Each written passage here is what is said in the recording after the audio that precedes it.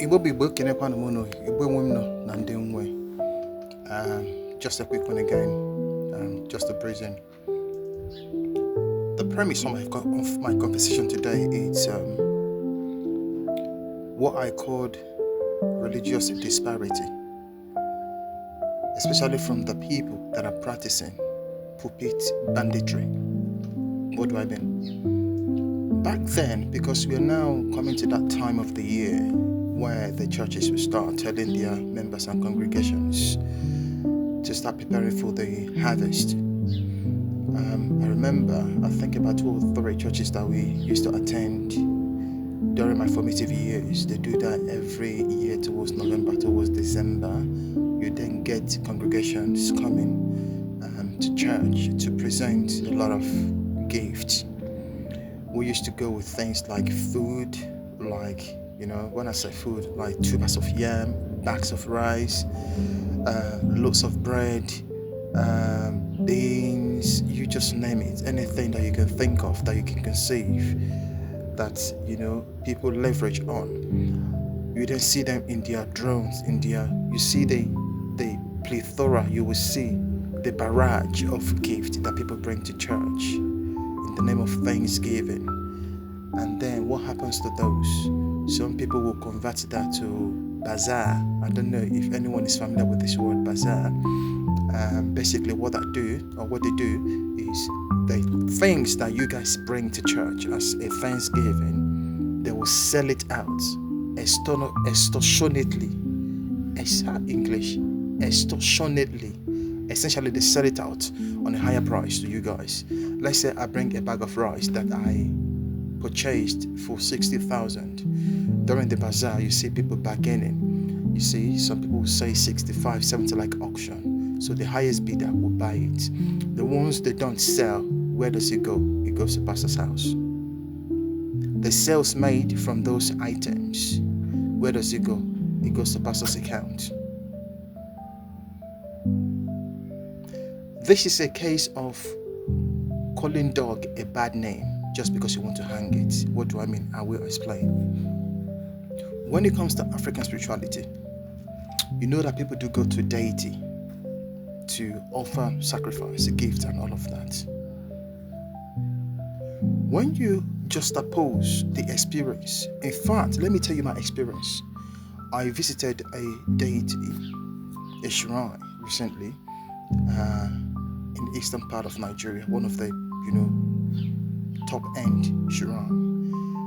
And I bet you, I can swear with my life, every single item they brought to that shrine, be it fowl, be it whatever, that was sacrificed to that shrine, it was not given to the priest or the priestess of that shrine. Guess who consumed this food? The people that came to visit the shrine. The only thing that counts is the blood that was spilled. The meat itself, the food itself, was consumed by the people.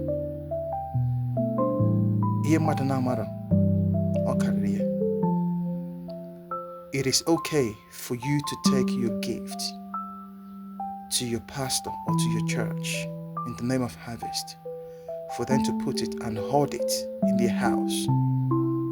And then the money that was made from the sales of those items being kept in their pockets for their own benefit at the expense of the congregation.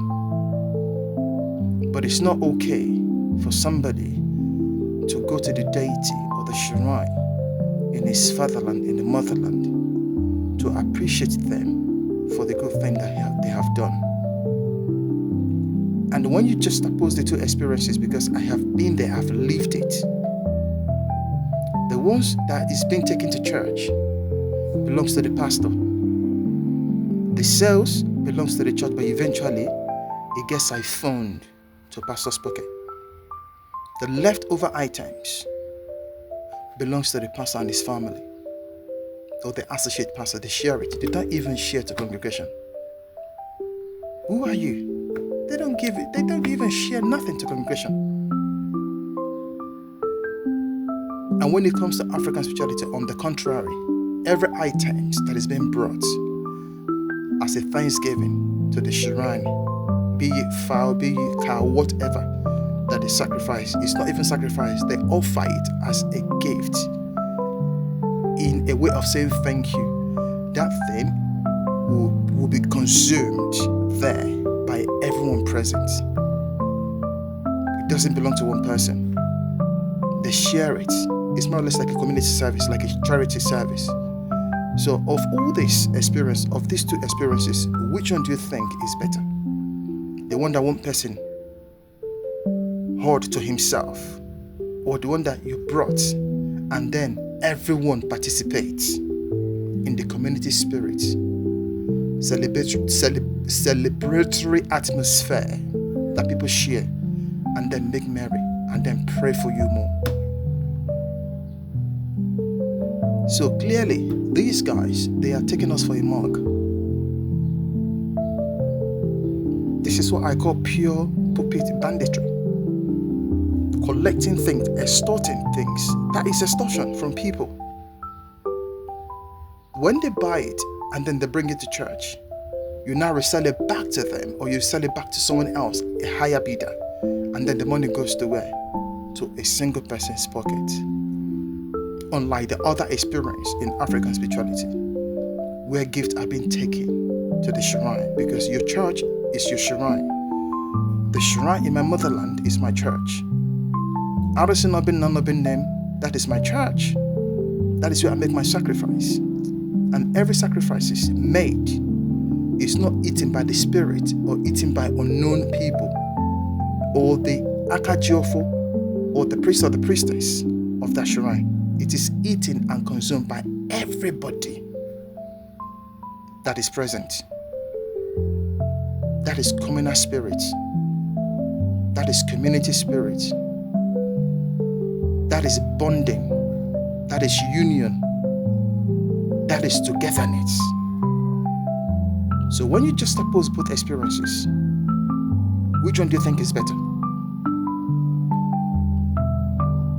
Bawuri Hoka, they will give it to Tigmak. Bawuri Humenana, Asini Hojo. If it's done in church way, because it's a tradition that we had accepted and we can't question it anymore because it's more or less like part of our lives. But the other way around, in African spirituality, they will say it's evil, it's diabolic. You are offering it to evil spirit. You are offering it to one deity and this and that. Come on, this is common sense.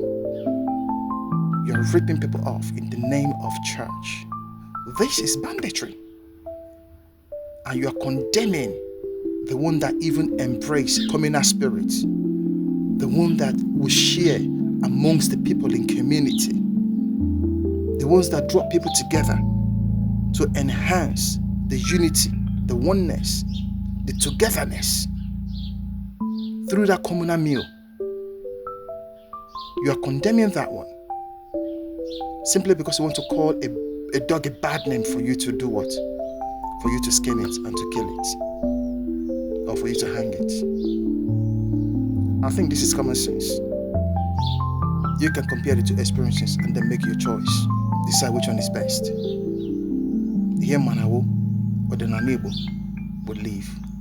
He has come to stay, and we will continue to advocate what you do within the sphere or within the realm of the Christianity.